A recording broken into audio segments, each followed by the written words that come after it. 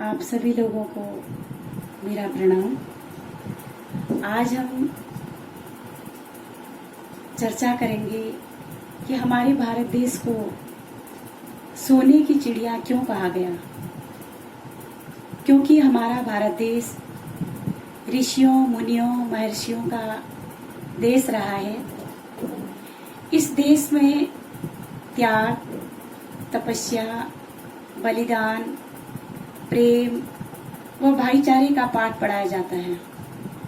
तभी तो इसे विश्व का गुरु बोला गया। तो देखो, संत हमारे देश के अंदर इतने बड़े संत हुए, महान पुरुष हुए, और उन्होंने मानव जाति को बदलने की कोशिश की। उनके कुविचारों को सुविचार देने की कोशिश की, कुमार्गियों को सद्मार्ग में लगाने की कोशिश की। लेकिन उनका अंदाज ही अलग था। क्योंकि जो संत महान पुरुष होते हैं,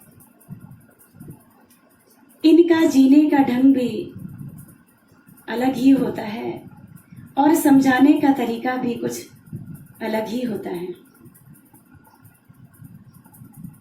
ये अपने ही साम्राज्य के मालिक होते हैं। तो ऐसे ही मुझे एक बात याद आई कि एथेंस में संत सुकरात जी हुए।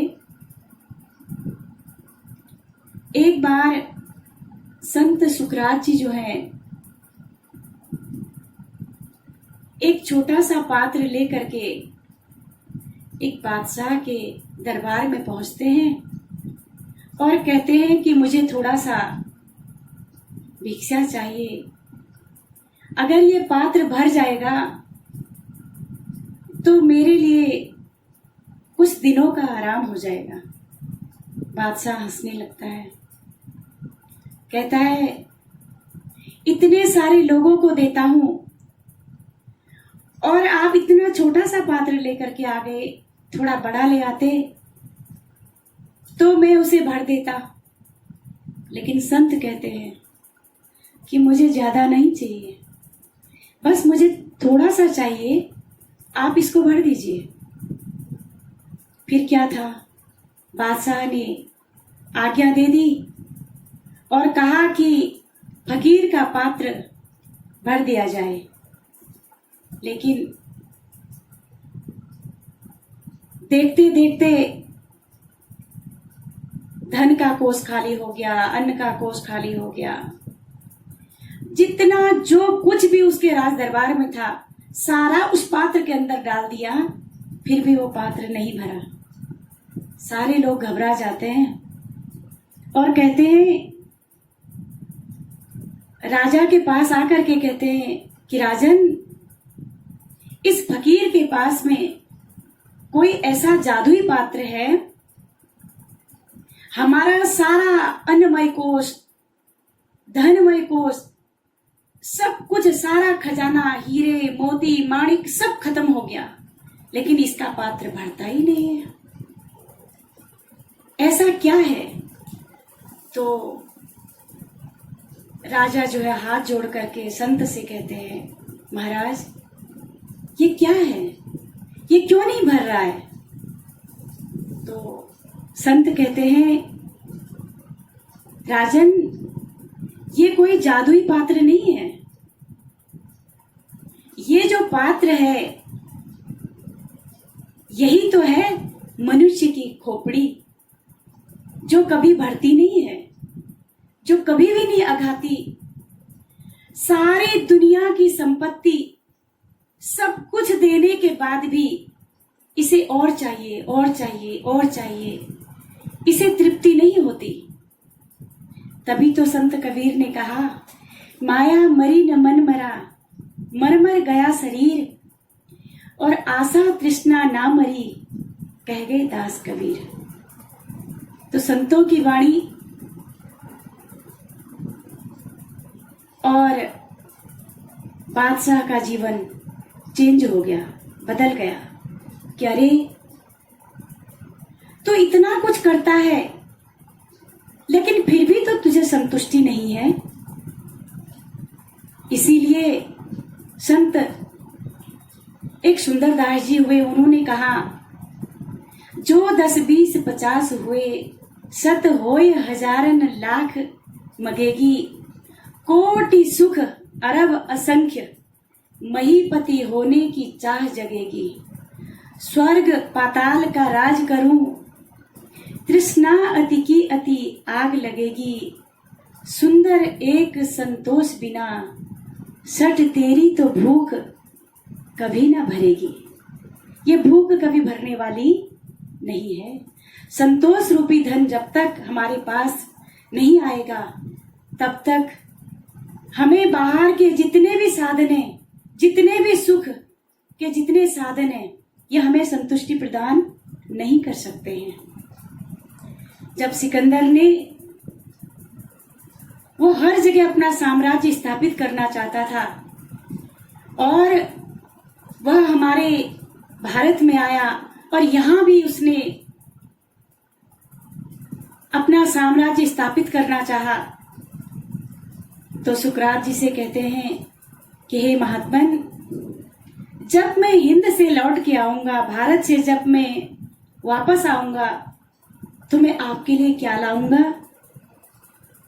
तो संत थे, हमारे और आपके जैसे लोग होते तो संसार की चीजें मंगाते कि कपड़े ले आना, सोना ले आना, चांदी ले आना, ये ले आना, वो ले आना, दुनिया भर की नश्वर चीजें।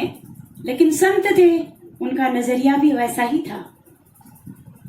तो उन्होंने क्या मंगाया, देखिए हमारे भारत देश की खूबियां। मैं इसके द्वारा आपको समझाना चाहूंगी, आप ध्यान से सुनेंगे तो आपको सब कुछ समझ में आएगा।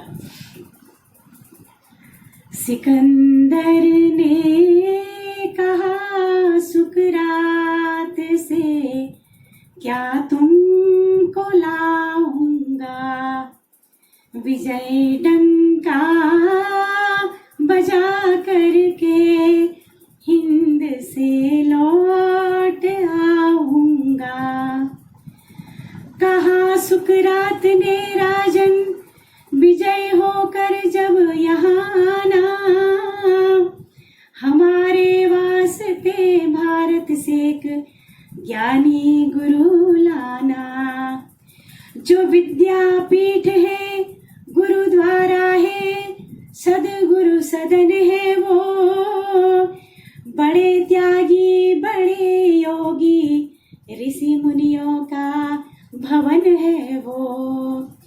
वहीं से रोशनी फैली है सारे विश्व में छनकर, दिशा प्राची में सूरज निकलता है मिसल सुंदर। अमर बेली वहाँ की घास का नाम है गुड़ आगर, वहाँ के पक्षी भी गाते हैं भगवत गीत के मीठे स्वर। हमारे वास्ते लाना अमर बेली कमल गीता, राजन भूल मत जाना कहानी राम और सीता। यदि हो सके तो बांस की एक बांसुरी भी ले आना, बजाकर हम भी देखेंगे कि कैसा सुर है मस्ताना। यदि हो सके तो राजन गंगा जल भी ले आना, जिसे पीकर सतपुरुषों ने गहरे तत्व को छाना। ये सातों चीजों को खोज कर जब आप आएंगे, तभी सातों महाद्वीपों के नायक कहलाएंगे। इतनी सारी चीजें मंगाई, कितनी खूबियां हैं। ऐसे भारत देश में हमने जन्म लिया तो इस भारत देश को अगर हम सोने की चिड़िया ही रहने दें तो हमारे आने वाली पीढ़ी के लिए भी बहुत ही अच्छा होगा। हम प्रेम से, भाईचारे से और ईश्वर का चिंतन करते हुए अपने जीवन को महान बनाएं। इन्हीं शब्दों के साथ अपनी वाणी को विराम देती हूँ। फिर आगे आप सभी को प्रणाम। Like, subscribe and press the bell icon.